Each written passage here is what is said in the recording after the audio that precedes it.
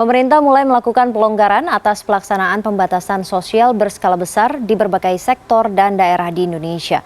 Kepala Gugus Tugas COVID-19 Doni Monardo mengatakan ada 4 fase pelonggaran PSBB.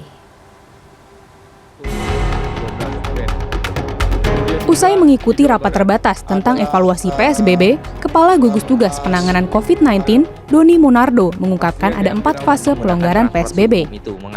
Fase pertama yakni prakondisi, yakni adanya kajian akademis, pakar epidemiologi, ulama, dan sejumlah pakar lainnya yang akan dikombinasikan dengan hasil survei di 8 provinsi termasuk hasil swab terhadap 1.000 responden.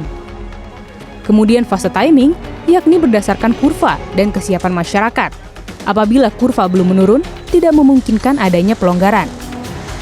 Tahapan berikutnya yakni prioritas yang menjadi tolak ukur pada upaya perusahaan menghindari PHK. Dan yang terakhir, yakni maksimalnya koordinasi antara pusat dan daerah. Pemerintah pusat masih menggodok dan meminta pemerintah daerah menyiapkan langkah apabila pelonggaran dilakukan. Bapak Presiden telah memberikan instruksi kepada gugus tugas untuk menyiapkan suatu simulasi agar apabila kita mengambil langkah-langkah untuk pelonggaran, maka tahapan-tahapannya harus jelas. Wacana relaksasi PSBB ini pun menuai reaksi dari Ketua Umum Persatuan Perawat Nasional Indonesia, Harif Fadilah.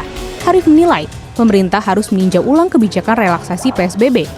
Menurutnya, selama ini masih banyak masyarakat yang tidak mematuhi PSBB seperti tidak memakai masker dan berkerumun.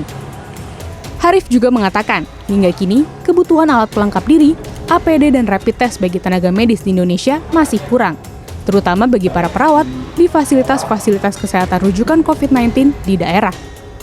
Tim Liputan, CNN Indonesia.